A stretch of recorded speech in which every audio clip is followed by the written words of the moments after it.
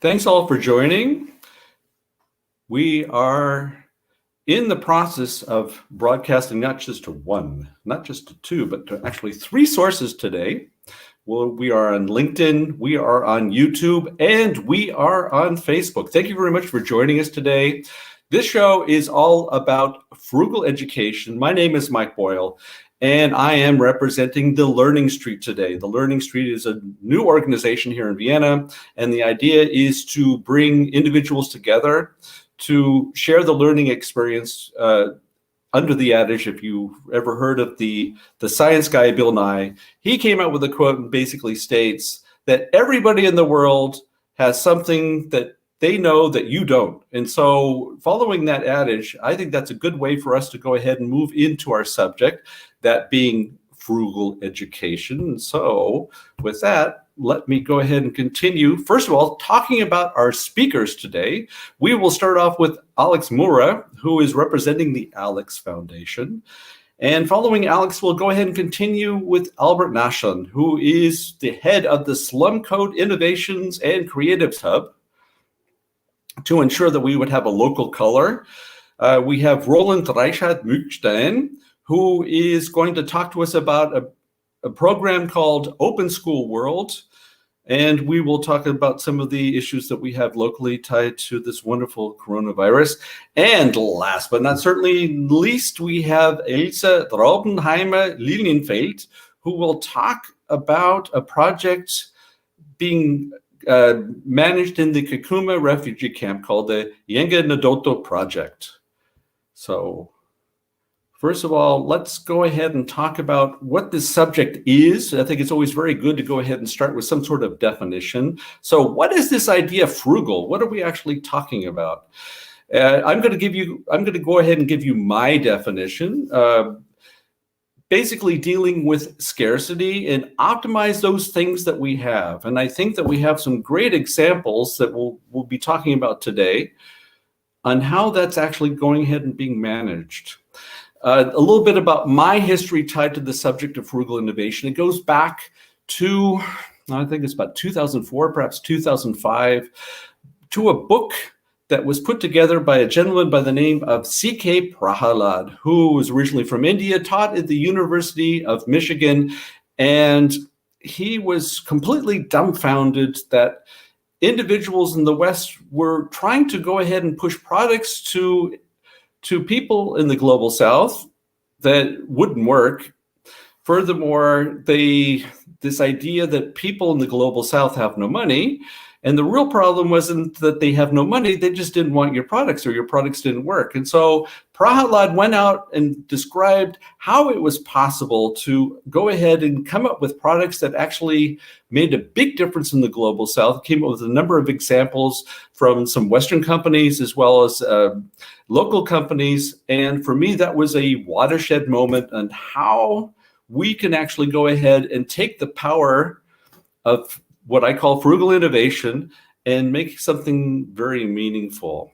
Now, there was an article that came out, well, this was in 2015 in The Economist, where I learned a little bit about frugal education. There was an example of an experiment taking place, actually much more than an experiment, very successful program coming out of South Africa. And I thought that was quite interesting. Again, another example of how we in the global North can actually learn from the global South and how these things could be done much better. But of course, here comes Corona, and that has changed everything for all of us. Now, we in the global North talk a lot about the problems or the disparity that we have in the suffering that we have in our everyday lives. And of course, concentrating on education has been a very serious issue.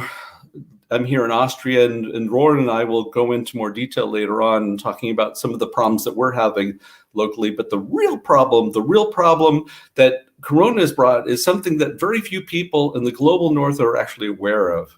And that is all tied to the amount of individuals that have fallen into poverty since the lockdown has started in March. And in fact, for those of you who are familiar with the precursor of the strategic development goals, which were the Millennium Goals. The intention was to go ahead and bring as many people out of poverty as possible. The real sad story tied to COVID-19 is that about half the people who were able to get out of poverty through the Millennium Goals have actually gone ahead and fallen back in. And so that requires us to be much more inventive, and we'll talk a little bit about what that's meant for individuals in refugee camps. Elsa will tell us a little bit about some of the plight that is actually tied to that. Nevertheless, we need to figure out ways to move forward. And so instead of coming up with a message doom and gloom, we would like to talk about some great examples of what individuals are actually doing today. And with that, I'd like to go ahead and bring in our first guest. And it actually worked. And Alex, you can unmute yourself. Thank you very much. Alex Mura, who will be talking to us about the Alex Foundation. And before we go ahead and get started, Alex, I'd like to go ahead and tell a little bit of a story, something that took place right before we started, because a little birdie had told me that you were 18 years of age. And so I went ahead and wrote to you on WhatsApp and said, so is it true, Alex, that you're only 18 years of age? And he said, you know what, Mike? You're wrong. I'm 19. And so I thought that was pretty cool. And I think that for me, that what you've done is really amazing. And I think it would be quite interesting and hopefully very insightful for the other individuals who have gone ahead and joined us today. So perhaps, Alex, if you can go ahead and introduce yourself and talk to us a little bit about who you are and what you're doing. Hi, everyone. My name is Alex, and I come from Brazil. I'm 19 years old, and I live in the best country of South America, Brazil. Yes, I live in a city called Manaus. Manaus is located in the middle of the Amazon rainforest. Yes, and basically what I am doing is to help those people in need to practice English. Here in Brazil, we don't have the opportunity to practice English with a British person, with an American, with an Australian. What am I doing? What I'm doing is to help them to find those people and practice with them. We don't really learn just about English, but about culture, leadership, business, and different subjects. And that's what I'm doing. And we just don't have people from Brazil, but we have people from different countries. Yes. Fantastic. And what inspired you to actually go ahead and start with this quest? Yes. Like in Brazil, many people who have a great education are those people who were born in a rich family, where they pay expensive courses, where they can pay different kinds of courses to learn another language. And in Brazil, we have many people who don't have money. People don't have money to move abroad. So in this way, I found interesting to start interviewing people on Facebook as well. So in that way, I could meet different people, especially those who speak English as their mother tongue, like people from the United States, England, Australia. And I met amazing people when I first started to interview people. So basically, I'm helping people to practice their English with them. So because basically we don't have lots of money to move abroad, to go to the United States. You need money. Yes. So that's what I'm doing. That's what inspired me to do it, to help those people in need to practice their English and learn more about our friends from the countries as well. Okay, excellent. Just to remind all of those of you out there who are actually going ahead and viewing our live stream, we welcome the opportunity to get all of your questions. So please feel free to go ahead and use the chat box. It's right there. In case you haven't seen it, it's right there. See it? And so go ahead and fill out the chat box, and we will go ahead and try to make this session as interactive as possible. Hey, Alex, I heard a story from another individual who told me that within WhatsApp, what you're doing is having individuals record their English, so to share that with a group as a way of actually going ahead and practicing that. Maybe is that true? Is that what you're actually doing? Yes, absolutely. Yes, we have a WhatsApp group as well. It's very affordable. On what do you think? Oops. Alex went into freeze frame. There was something that took place, and I don't know exactly what it was. Okay. Okay, Alex says he's coming back. He went ahead and sent me a message. He lost his connection. See, this is one of the problems that we actually have within this connected world, that sometimes we don't always have the connection. And in fact, we will, a little bit later on, I think Elsa and I will talk about the story of how much fun it is to actually go ahead and count on the local energy in South Africa. Using that while we wait for Alex, let me tell you from my experience, especially dealing with multinational companies who believe that 20 years ago, they can go ahead and move internet applications into the entire world because, after all, they're free, and so it's not a problem. And then it got really interesting. You start talking to the individuals that were supposed to use these apps, and they would go ahead and say, "Oh, that's great, but I don't have a computer." But then it got even better. They said, "That would be great, but can you tell me, what is this thing that you talk about, the internet? I've never heard of it before." But the story even gets better. "Oh, great. That'd be fantastic. But can you before you actually go ahead and do that, can you solve my energy problem? Because I get brownouts 5 times a day." And so this is all of what we're really talking about, and trying to understand what these problems are. And here we have a great example, trying to figure out exactly how we're going to go ahead and bring Alex back. He's actually communicating with me via WhatsApp. And lo and behold, ladies and gentlemen, I hope that I can actually go and introduce you to Alex Mura. Again, Alex, you were able to come back from the deep. I was very happy to go ahead and see you again. And let's hope that the internet gods don't go ahead and rain on your parade one more time. But there's one problem you have to go ahead and solve here, dear Alex. You're on mute. Thank you. All right. So, Alex, yes, maybe where we can go ahead and continue where you left off, and how you go ahead and use WhatsApp to go ahead and exchange information within these huge WhatsApp groups that you have. Oh, yes. Like on my WhatsApp group, we basically send texts and different information about different subjects, and we ask them to record, and some of them send their own texts and records by themselves, and they send it to us. So guys, we help each other.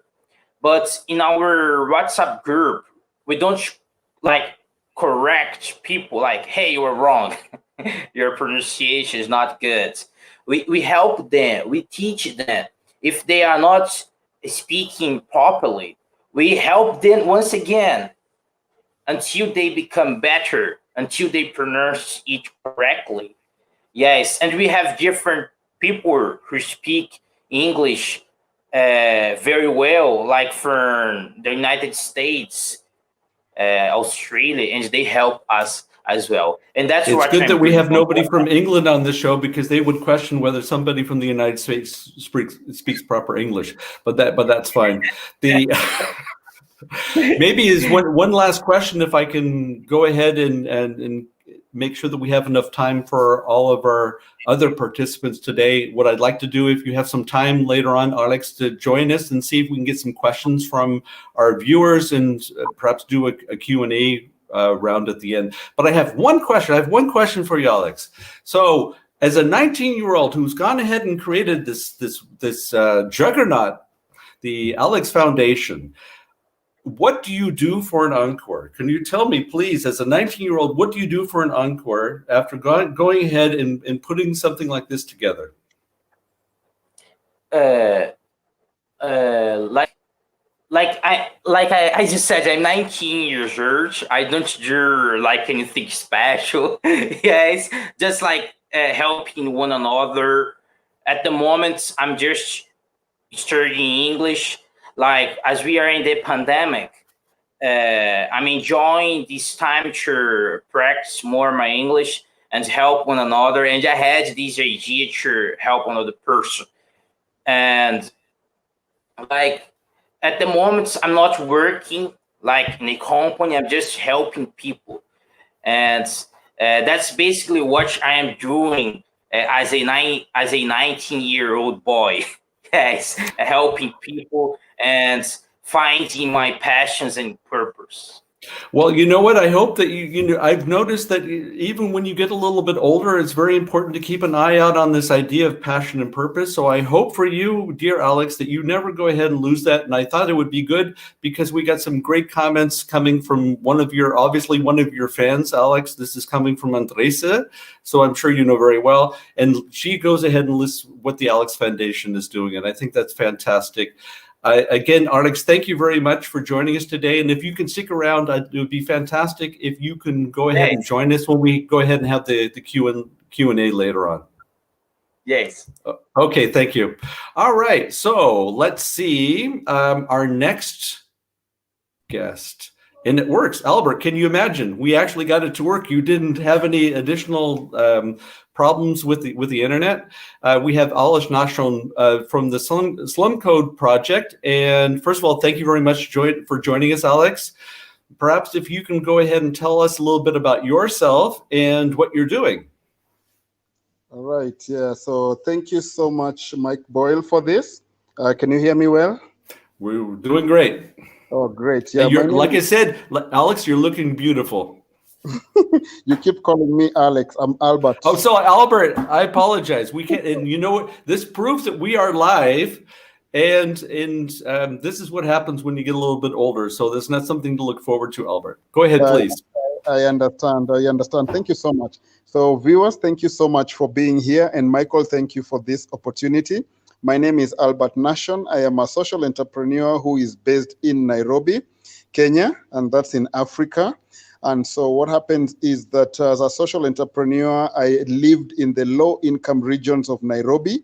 And when we talk about low-income regions, we are talking about being born and brought up in very poor neighborhoods of Nairobi, Kenya. And so that's where I was born. That's where I was raised. And that is where indeed I am until today. Only that you keep on growing step by step. And so Albert Nashon is a married husband to one wife and with 3 amazing children, which I started doing when I was a very young person. Okay, I'm not going to ask you how old you are, Albert, so we'll go ahead and leave that. I think it would be quite interesting in better understanding what was your motivation to actually go ahead and get the Slum Code project up and running. Great. Just like I said again, I was born in the east side of Nairobi, which is really where the low classes of people really stay in a big way. And so growing up as a young person, I realized that it is very easy to miss out on opportunities when you do not access certain resources or meet certain type of people. And again, being in that kind of a neighborhood, not so many resources would be distributed to that kind of an area. So you just always keep on going within the cycle and circle of your own type and type of people. And so while doing that, I was like, if I could miss out on all this, then how many other young people within this sort of setup are missing out on opportunities? And so the reason why the Slum Code group was set up back in the year 2006 by a group of 12 young people was so that we could see how to make an easily accessible safe space with resources and facilities that young people could access right in the neighborhood, eliminating barriers of access, of a stigma, of feeling low self-esteem, and those kind of things. So we wanted to set up a space that could have similar resources, but located right in the neighborhood, so that young people could access without any limitations and begin to grow while they were young at their very, very earliest opportunity. That's great to hear, Albert. And even I am capable of going ahead and performing the math and understanding that you have been around for 14 years. So perhaps if you can go ahead and tell us a little bit about some of your successes and maybe those things that didn't go so well over 14 years, because 14 years is a long time. And I think that would be quite interesting, taking it from a lessons learned perspective for those individuals who have actually joined us today. Yeah. Great. Yeah, so 14 years, yes, indeed, is a very long time. And I've learned to appreciate this because the kind of a project that I am championing with the team that I have literally has been evolving and growing over time. We started off just as a small youth group, set up in the community, doing our small things, but focused with a very, very big vision.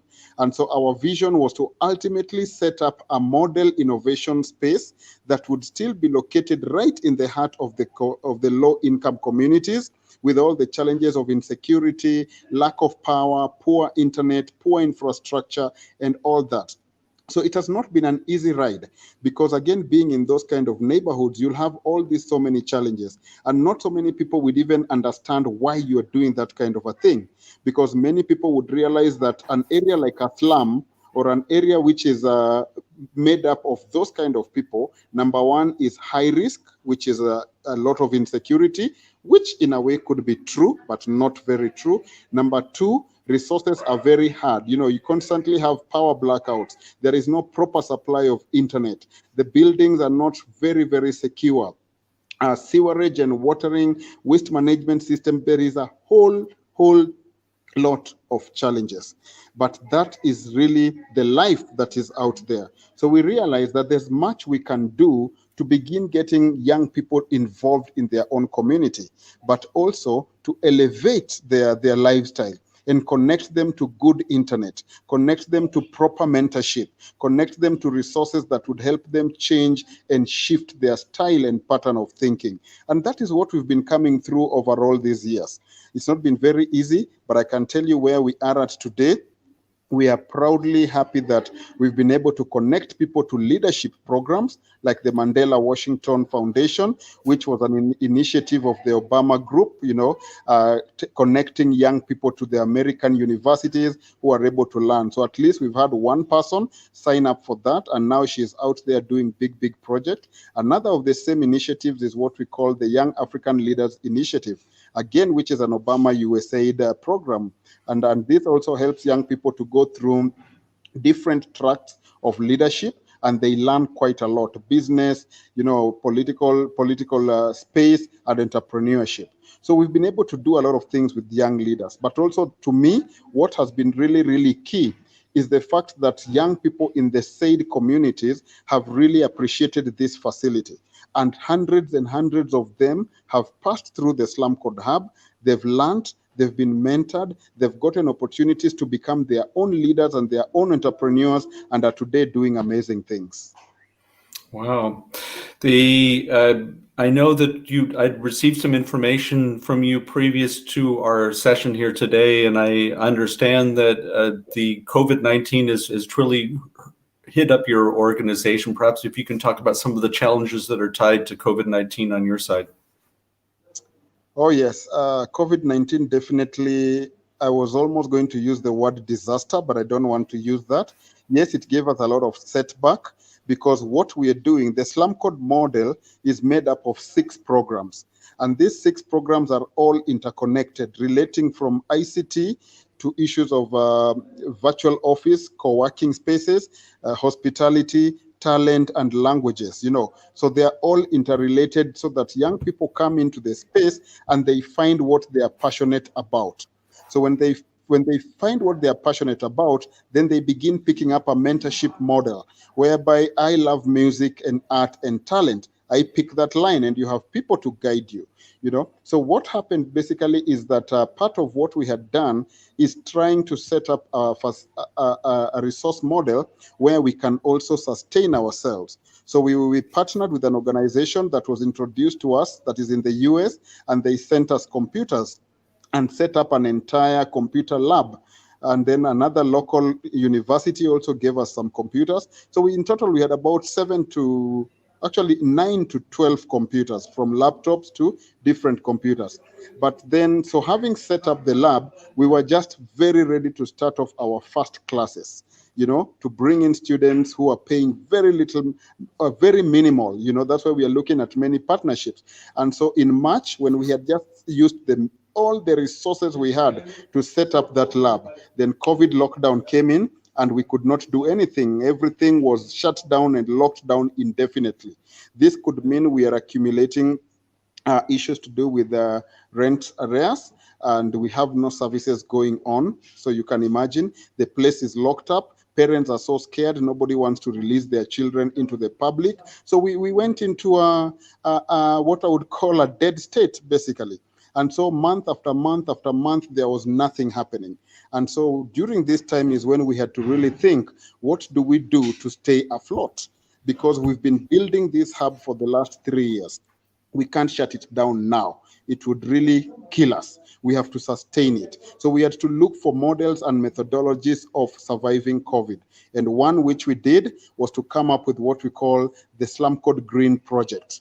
And Slum Code Green Project now involved talking to the same different individuals locally and internationally, and telling them that you can adapt a balcony, and on that balcony, you sponsor a garden.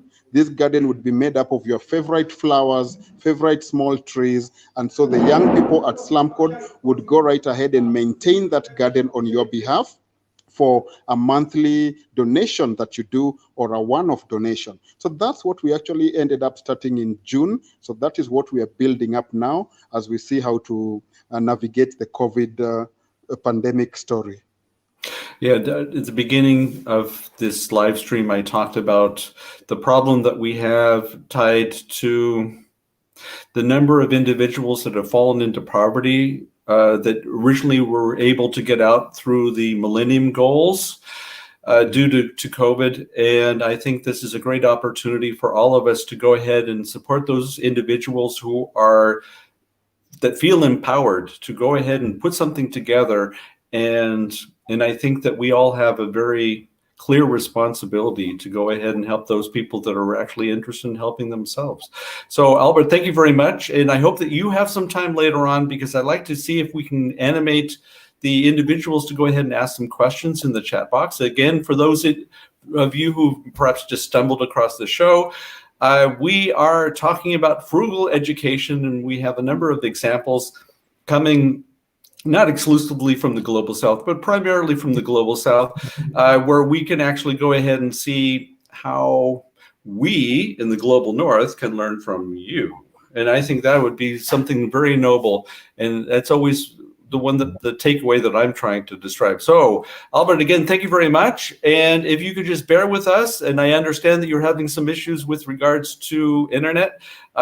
If we lose you, we know that we will get you back. So I don't feel bad about that. But if you can try to find some time to join us again, we'll see if we can get some questions in the chat box and go through a Q&A. Okay. Yes, I'll be here. Thank you so much. Excellent. All righty. Thanks again, Albert. And I didn't call you Alex again, so that I consider that to be a success. Thank you. All right. So moving right along, we have Roland Reichart-Mückstein, and I'm not going to call you Alex. Roland, I promise that. And I'll make sure not to call Elsa Alex either. So that will be, I will consider that to be a success for today. Roland, perhaps if you can go ahead and introduce yourself and talk a little bit about what you're doing, and then I will go ahead, and because you and I live in the same country, so I'm going to take advantage of the opportunity of putting you on the hot seat. So, Roland, the stage is yours. Thank you, Mike. As you said, I'm from Austria, the same country as you are, or where you are at the moment. So I come from a very privileged place in a way. What I did, and the reason I'm here, is I started a school project called Open School, the point of which was that the idea that we can have better schools than we do now, immediately, right now, without waiting for top-down reform, without waiting for a lot of budget to come our way, and without, importantly, without restricting it to the private school sector, because so much of innovative education happens in the private sector, where parents have to pay a lot of money in order for their kids to get a better education. So my plan, together with a couple of other people, was to start a format specifically for teaching teenagers between 12 and 15 years who often have the hardest time in a regular school, because it's an age, you know that, where it's particularly hard to sit and listen. And also it is an age where a lot of important decisions are being made regarding the future life. So we came up with an idea of how to bring a different kind of education for teenagers into public schools right now without waiting for anyone to give us the okay. So what happened basically is we started very frugal in a way. We just had the resources of the schools. We took 5 teachers, got together as 5 teachers and said, we are taking these 2 classes, 50 students, and we are basically abolishing the subjects. We're not teaching separate subjects anymore. We're doing projects, we're doing workshops, and we're trying to mentor these kids so that they really have an idea of where they want to go in the future. That was interesting enough. And then COVID came.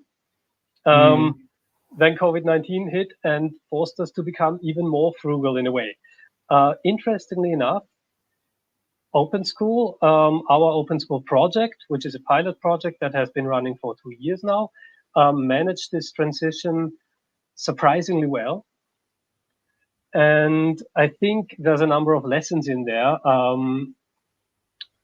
regarding how to make education safe or anti-fragile, so that it can bear this sort of interruptions.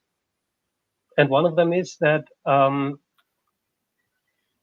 what's really costly in terms of infrastructure, in terms of energy, is to control students. Like traditional classroom teaching is a lot about control. It's a lot about having one group of students that you have to keep under control in a way so that they can all learn, and I'm putting learn into scare quotes here, the same thing at the same time. So we got rid of this idea of teaching everyone the same thing at the same time very early. And Open School is a lot about teaching kids to learn on their own, getting kids motivated, interested in specific things. So not everyone is doing the same things, and not everyone is doing the same things at the same time in the same intensity.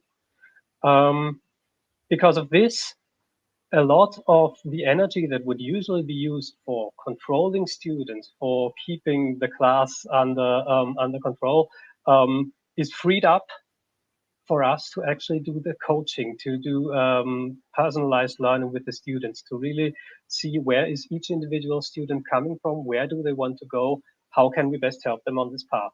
And this is something that is very easy to do with few resources, and especially if students are not all crammed together in one classroom. Oh, that leads me to a number of questions. The first one would be tied to the model that you just described. I had read something recently that the Finns had more or less decided to go exactly the route that you just described, that we get rid of the subjects. I don't know if they're necessarily looking at project work. Is that a correct interpretation from my side, that you're more or less following what the Finns have taken on as a model? Yes, I suppose, like, the people reforming the Finnish school system, and we have read the same literature. Okay.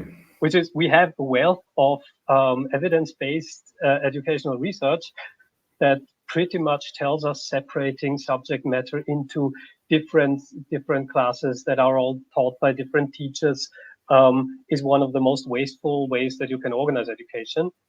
Teaching students in lockstep, where everyone is doing the same thing at the same time, is again one of the most wasteful ways, because you inevitably leave some kids behind. You keep some kids back who could move further already.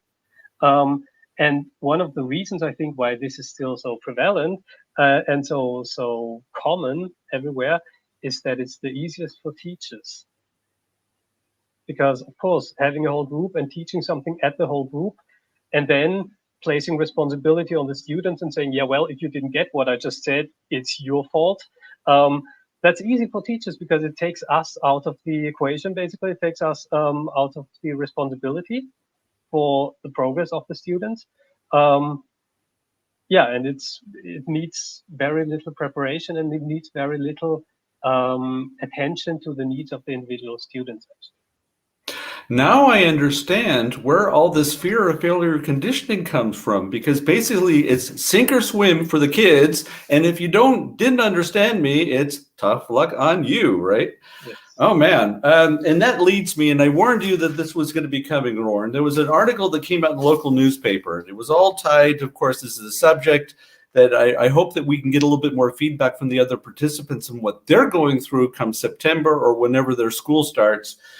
But of course, we all know, or you and I know at least, the conversations that are currently taking place tied to what are we going to do? Because we keep thinking the second wave is going to come through.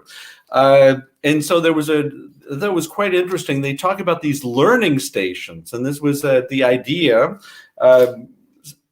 concept for me that I thought it's almost unfathomable. We talk about the students not necessarily being born with a timestamp on their derriere, in showing what their maturity level is, what their educational level is, and I'm thinking the whole time, that's great. You know, we have everybody set up with distant learning, but we're making big assumptions, and this falls directly in line with the subject of frugal education.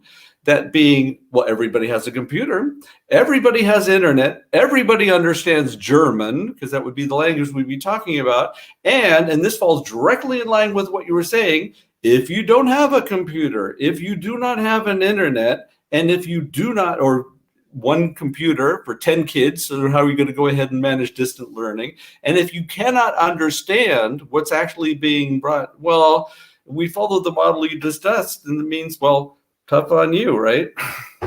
Yes, and the problem becomes especially bad if you have, as is the norm in most schools, if you have multiple teachers, like up to 12, 13 teachers per student, basically, who keep teaching at the student, who keep trying to reach all the students, or maybe not in some cases, or expecting from the students that they get whatever material they're supposed to get.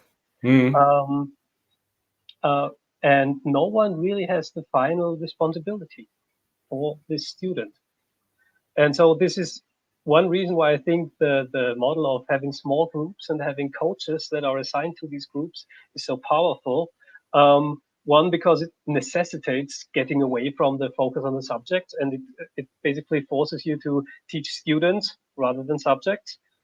And two, of course, in terms of keeping a second wave from getting even worse, having small groups is preferable to having big groups, obviously. And and the other thing is the infrastructure. Students who don't have the infrastructure. One thing that we are doing about this is we have workspaces at school, which are not a regular classroom where everyone sits and stares at the front of the room, but which are actual individual personalized workspaces. Some of them outfitted with computers that we got donated, usually in most cases, and then set up ourselves, which is a great project to do in school. So that everyone who does not have either the infrastructure or just the peace and quiet to work at home, because that's also a big issue. It's not always just the infrastructure. It's also that if it's a big family in one small apartment, then you need some room of your own. So we provide that for those students who need it, and we provide it without requiring any sort of any sort of bureaucratic formalities that you have to pass through to have the right to work there, obviously, but it needs to be something that's very easy to access. We have a question from Evelyn Bettina Auer, and she goes ahead and states, and thank you, Evelyn, for joining us today. If I may ask Roland, and yes, you may, how do you deal with the constraints of traditional education? Do you feel you get the freedom to teach as you describe it? The answer to the second question is yes, I do. And to the first, there's two things that it takes. One of them is you need a principal in the school who stands behind this. From the point of view of the law of education regulations and all of that, this is absolutely possible. We have all the prerequisites in place in the law, but they are optional. So principals at schools can choose to do this sort of thing, or they can choose not to. So having a principal who stands behind this is the most important thing. And the other thing is getting a few colleagues, a few teachers, in our case it's 5, or next year it's 6 teachers, who agree to do this thing, which can be frightening because it involves, actually it does involve a lot of loss of control in the traditional sense. We put a lot of, we give our students a lot of freedom and a lot of responsibility, and we help them to deal with this freedom and this responsibility, which is a lot of work, which is a lot of coaching work that some teachers are not actually used to doing. And so what you need is a few colleagues who are ready to take the leap to do that, and then have the principal or the school administration assign these teachers to a fixed group of students. And so that that the teachers don't have to teach in all of the other classes in a big school as well, but that they are assigned to only this group of students. Then this works. And I'm happy to get in contact with everyone who's interested in setting up something similar and talking you through the specifics. No, we'll definitely go ahead and make sure that the information tied to all of that of what we're talking about today will be shared with everyone. So I will guarantee you, Roland, that that data will be passed on. And speaking of, perhaps if you can stick around a little bit longer, because I'm hoping that we can animate some individuals to go ahead and give us some more questions so that we can perform a Q&A at the end. That would be great. Absolutely. Okay, fantastic. Roland, thanks again for joining us. And we will move on to, sorry. There's always good. We're going the wrong direction. Let me remove. Okay, and that was the drum roll that I was trying to work on earlier, Elsa. When I saw you put up the sign and said, "Let's go back to Frugal." Thank you very much for joining, Elsa. Elsa, perhaps if you have a, I don't know if it's necessarily unique. I think that in comparison to the other stories that we heard today, I think this is a little bit more unique, and I think it would be great if you can perhaps tell us a little bit about yourself and what is this project that you've been working on. Thanks, Mike. Just briefly, so I come from a formal education background. And so just to place my comments in context, so I see myself as a democratic educator, and all the work I do and all the volunteering is focused on that at the moment. And so till fairly recently, I worked at an Australian educational research institute and trained teachers at 2 Australian universities online. And so I stopped doing all of that in December after several years and started focusing on volunteer work and through Democratic Learning Services. And it's been such an interesting journey to suddenly do that, because in the past I'd actually done some I would call it consultation with universities or let's call them higher education institutions across South Africa as well. And it was really interesting to see how things changed when everyone jumped to online education, which is my field, and how the whole focus changed, and all of a sudden you had loads and loads of people focusing just on that.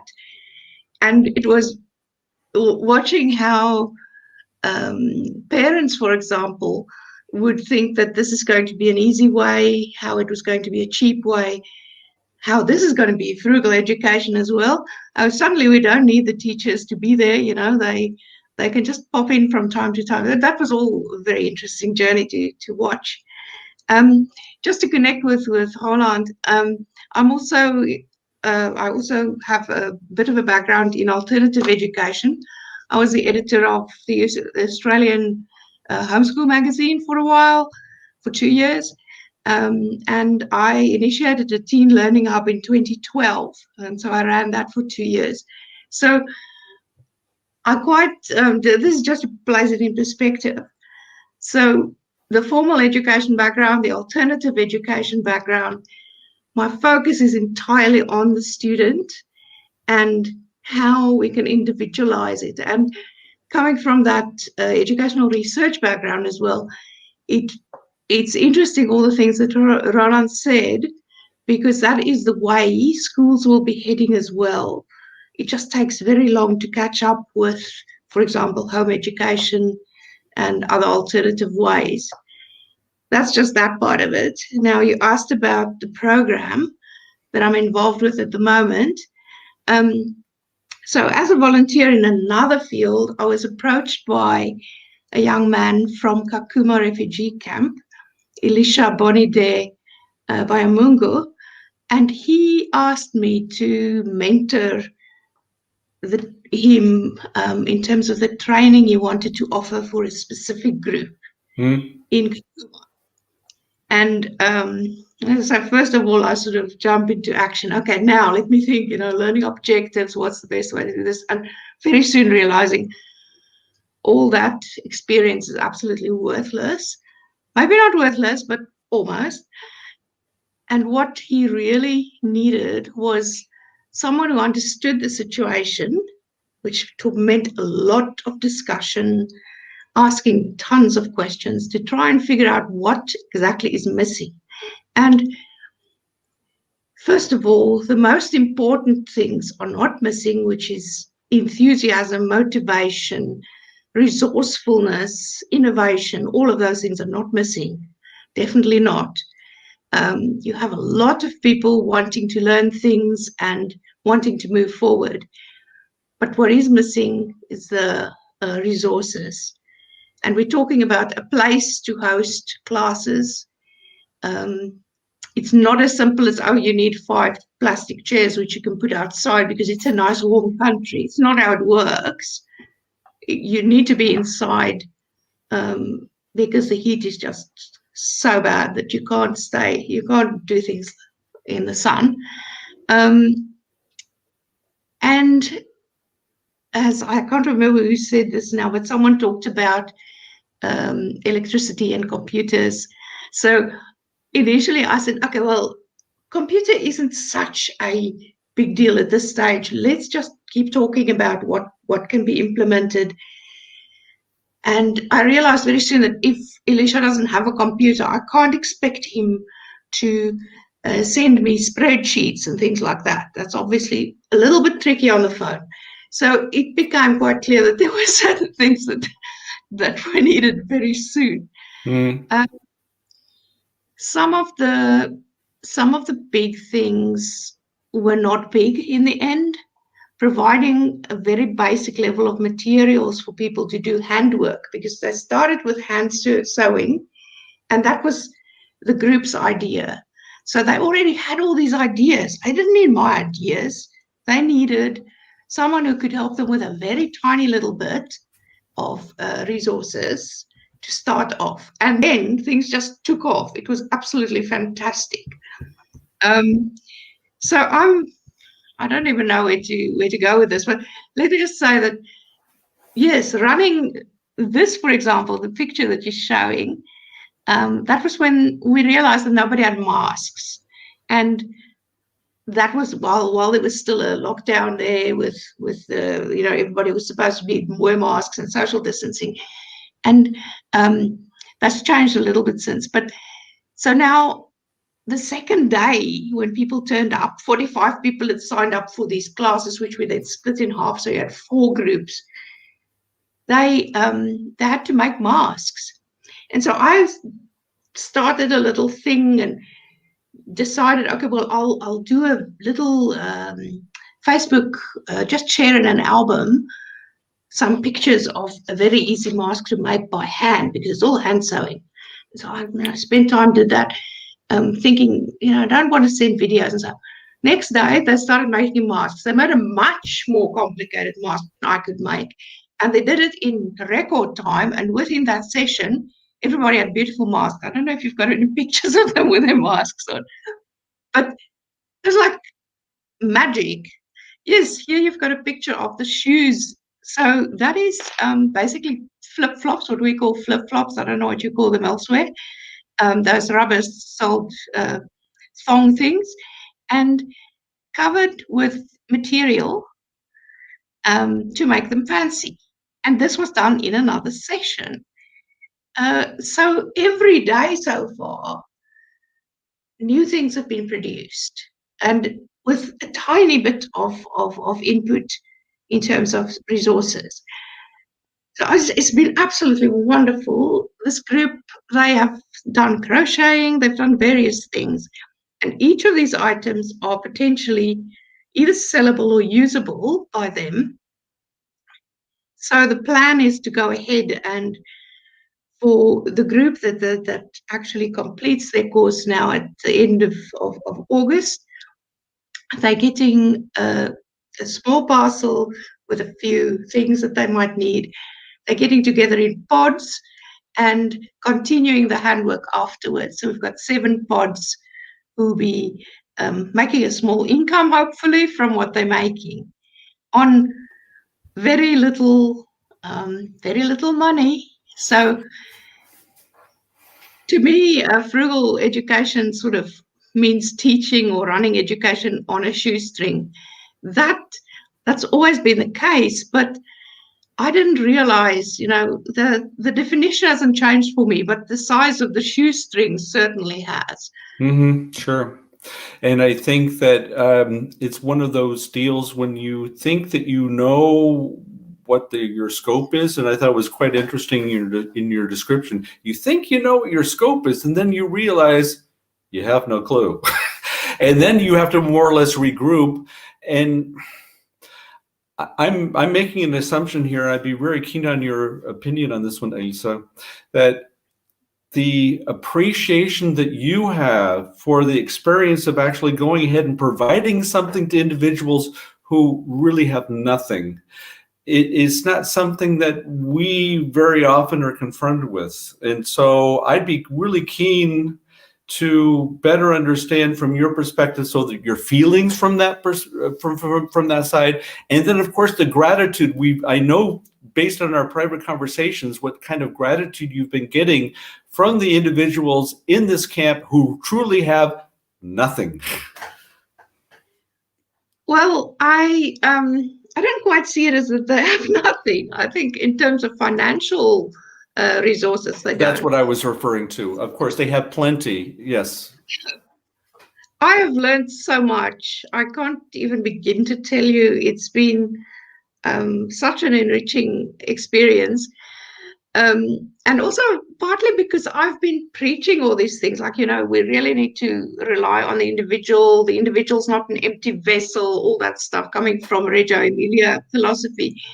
All of the philosophies that I really liked in teaching, and then here experiencing the absolute wealth of innovation, and it's just been such an enriching experience so far, and I hope it will continue.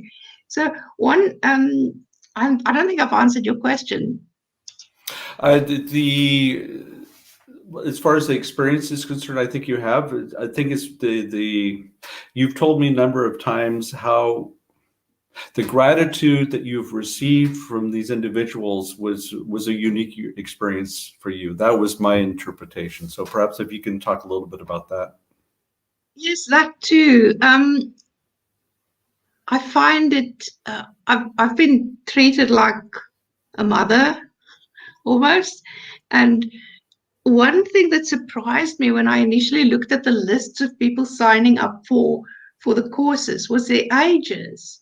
I expected a spread, a very widespread, but it became apparent to me that a lot of the people in the camp are really young. So the age group between the people signing up, I think the oldest person was in their 40s just about, but mainly the people who were signing up were in their late teens and 20s, you know, that was the group. And it's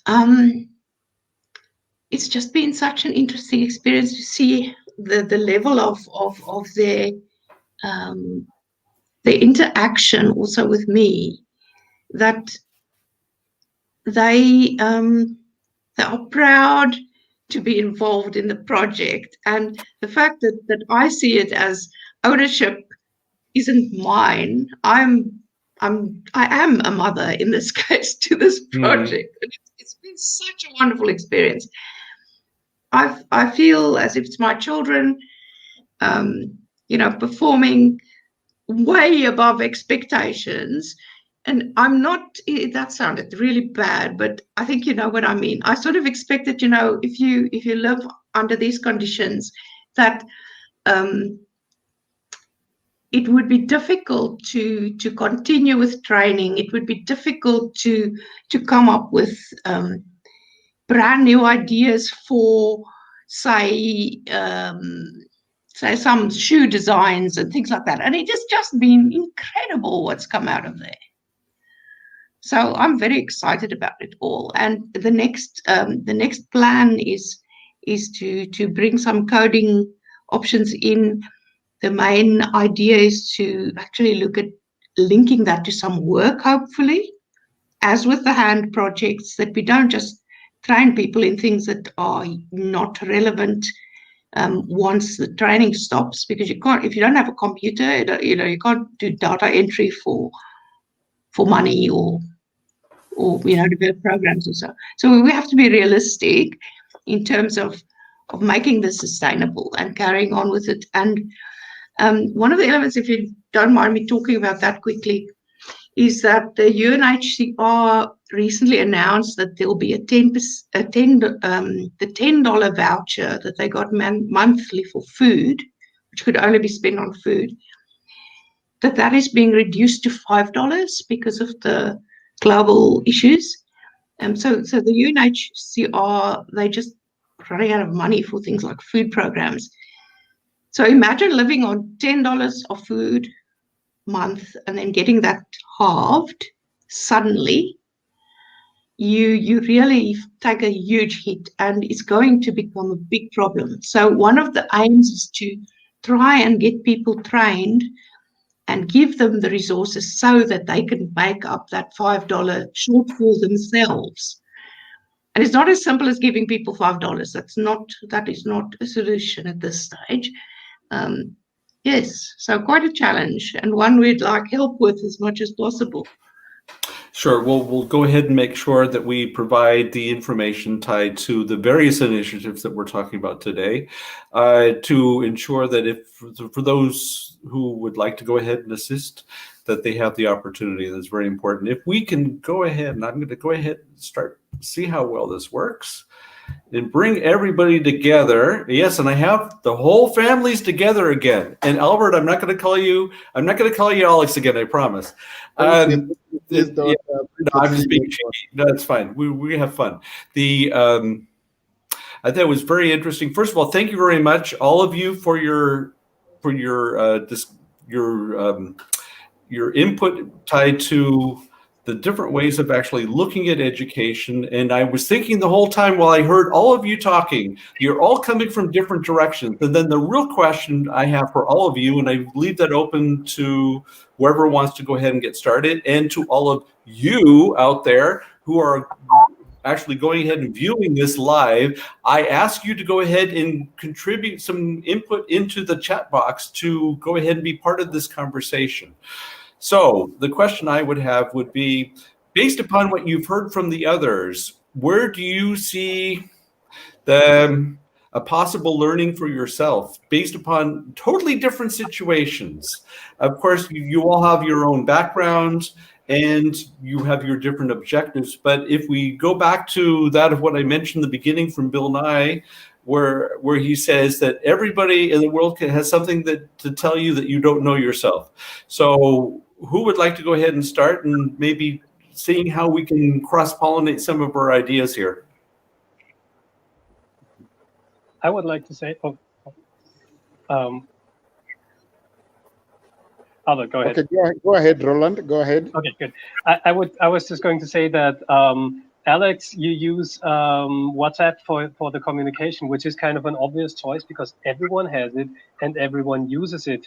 And I think that's such an important point that if you're trying to connect to as many people as possible, especially if it's disadvantaged people, you need to use the channels that they already know and that they already use, and have something that is really has a low barrier to entry and is very accessible for everyone. So that's kudos for Alex. And in fact, I see that, Alex, you have a big fan club because we've gotten a number of comments in the chat box that were saying that, yeah, I'm one of Alex's students and he's great. Albert, I give you the stage. All right. Yeah, thanks. Actually, I think one thing that is very interesting is I know listening to the model of the open school is definitely something I would want to plug in and get to learn more and see how then do we do this, because what we are doing at the Slum Code Innovations Hub is also accepting everyone to come in as they are with what they are and how they are.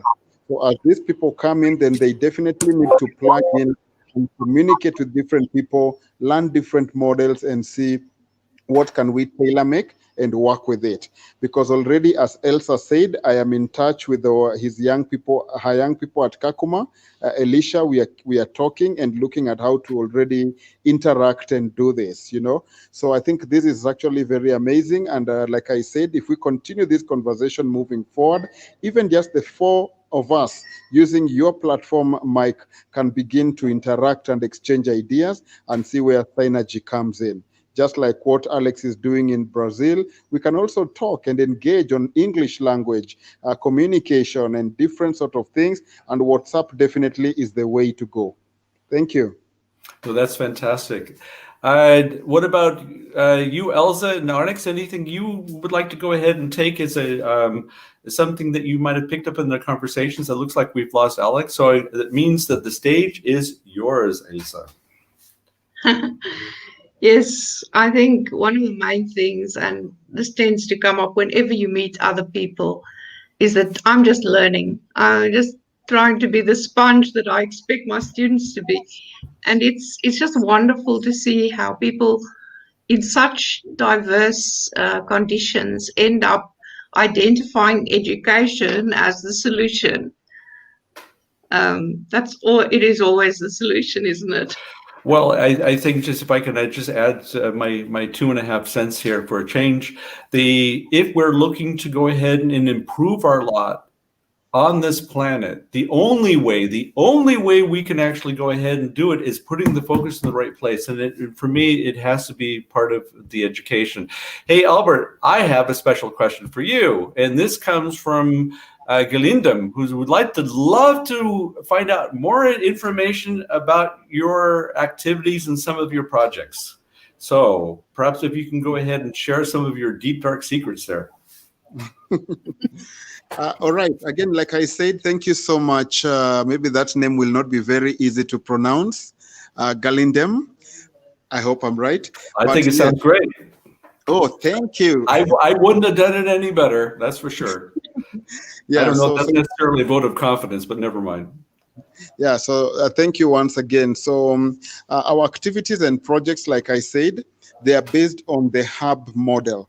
So at the hub model, we have 6 programs, and these 6 programs are all interrelated to be able to accommodate young people. Because remember, our model of the hub is an entry-level capacity building and skills development place. So we're still accepting young people who are figuring out what they want to do with themselves.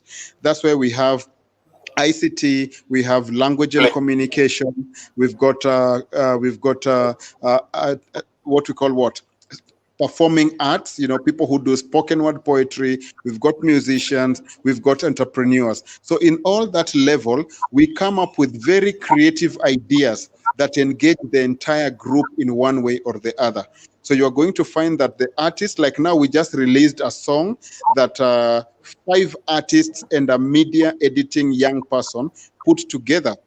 And so the song is now currently what we are promoting. It's an amazing song, done in our local language and a mixture of English. And Elsa and the Jenga Ndoto participated in it. That was very, very amazing. So you see, that is how we bring the artists together. So we have a spoken word artist. We have a media person who is doing the editing and the digital connection. We have people who do social media. We have the artists with the vocals. So just one project, and we have about 8 people involved directly. So we have much more, which is on our website, slumcode.org, which you can share after this. But again, like I said, so we create activities that are relevant to connecting all the young people and helping them to grow, to develop their personalities, to access mentorship, and to evaluate their personal growth. Yes, Mike, thank you. That sounds great. Now I have another personal question to ask you, Albert. Do you have any suggestions for a 61-year-old who still hasn't figured out what he's going to do when he grows up? Oh man! That's all right. Maybe you could always let me know later on. We can manage that conversation offline. That's fine for me. The best thing a 61-year-old can do when he grows up is to invest in young people who can now ultimately leverage on letting him live a very good life for the next 61 years. Oh, man, Albert, you're ready for the talk show, because that was like the most perfect answer you could have ever come up with for such a funky question. So thank you very much for that one. Again, I go ahead and ask those individuals who are still watching us here on the live stream in our various channels, that being LinkedIn Live, YouTube, and we have a Facebook group. Feel empowered to go ahead and ask us some questions, because our goal is to try to make this as interactive as possible. While we're waiting for that, maybe if I could ask one more question, depending upon how we do on the chat box, and then we can come up with some closing statements, because we need to make sure that people understand that there's a way for all of you out there to go ahead and help the individuals who participated. That's a very clear goal for me today. I think very often about what I consider to be an arrogance that exists within the global north, where we think that we can do things so much better. And you know what people do in the global south? Well, they have no choice. And, it's quite cute what they do, but actually it doesn't apply to anything that really we're trying to do here.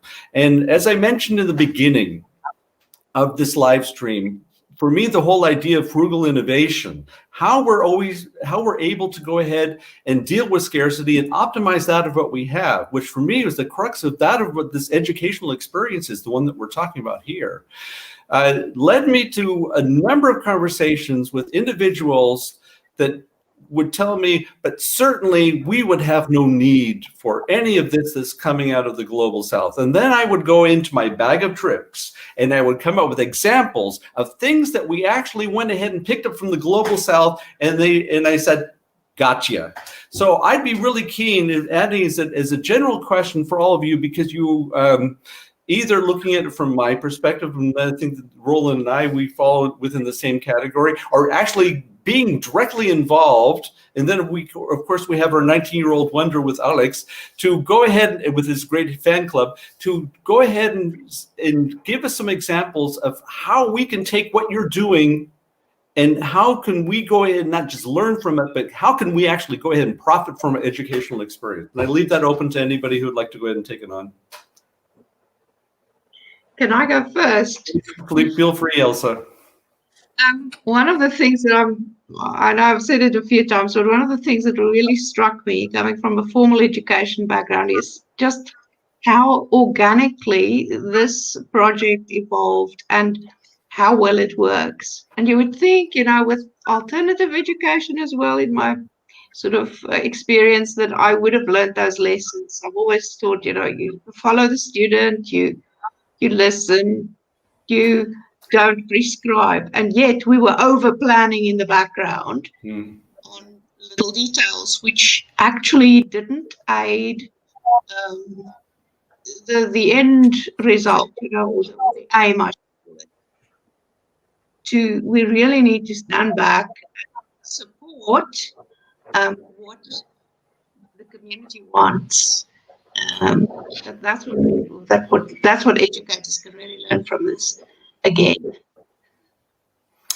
Yeah, and I think that we should stop making those assumptions that we know better. And I think you came up with some great examples on that one, Elsa.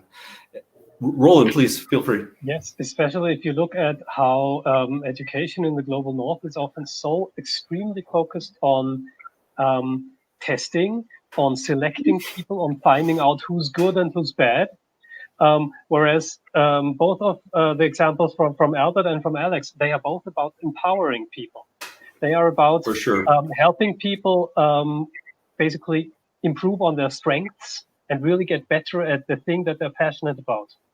And I think this is really this is such a huge thing that we are lacking so much in formal education in the global north, especially this idea that education is not about teaching everyone the same things. It's not about finding out who's good for which position or whatever, but really taking what people are passionate about and empowering them to do this. And both Albert and Alex gave us some great examples of exactly how that's actually working. So I couldn't agree more. We have another comment from Janet Molina, who is giving you congratulations to all of you for doing such a great job. And I love this part, not only learning from the South, but learn from champions in the field. That means you guys are the champions. And I think that is really wonderful.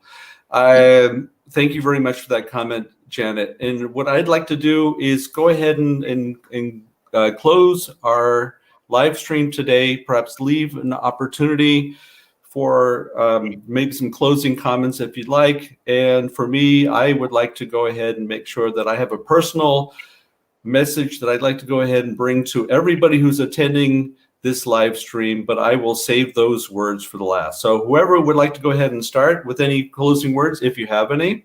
Alex, yes, of course.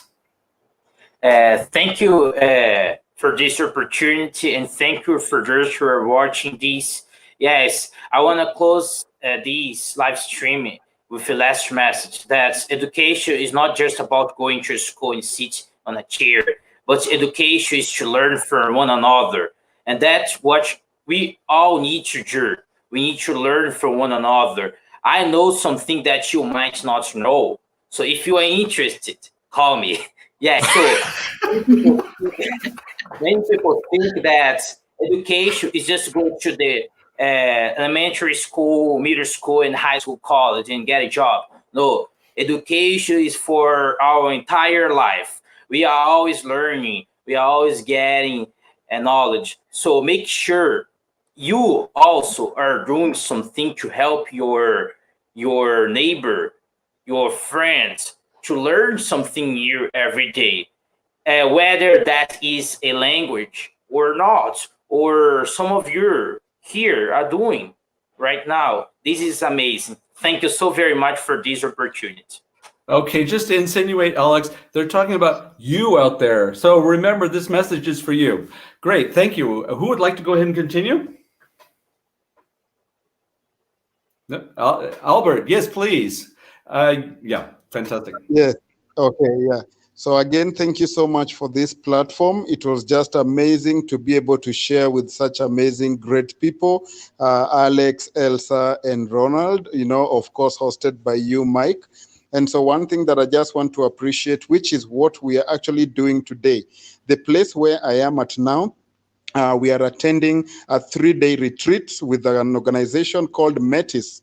And so METIS is basically leading a team of about 17 participants with different fields to be able to look at how to reimagine education and the spaces and the way schooling and learning is redefined even in the COVID area. And so that's what I'm happy about, even about Frugal Education and how we brought it up to be able to help us achieve the Sustainable Development Goals. Number 8 on decent work, and number 9 on innovation and infrastructure moving forward. So for me, I just want to thank everybody who watched, everybody who asked a question, and anybody else who is going to contact us even through the various platforms, that indeed let us continue transforming how our children learn. Let us continue transforming how they get into elementary learning institutions that we create by ourselves. And indeed, we are the change makers that we have always desired to be. And we can make a difference if we start it off now. Thank you so much, and looking forward to better days ahead. I see that you were influenced, Albert, by that individual who by name sponsored a number of the projects you talked about, because that gentleman told us, this is now 12 years ago, he used to say, yes, we can. So thank you very much for that one. Roland, Elsa, any comments you'd like to go ahead and close with? I just want to say thank you for everyone. Thank you, everyone. This has been extremely inspiring. And I think even though we've been doing education for so long, like as humanity, I think there's still so much to learn and so much to do. And we can grow so much as a species, as a society, as a world. And this sort of conversation always makes me feel like we are nowhere near where we can go in terms of education. I couldn't agree with you more, Roland. Okay, and drum roll, please. Elsa, how about you? Yes, I think I agree with the other participants. It's just a case of trusting people to know what they need, and getting out of the way, but being around, scaffolding when required. That's what we're there for.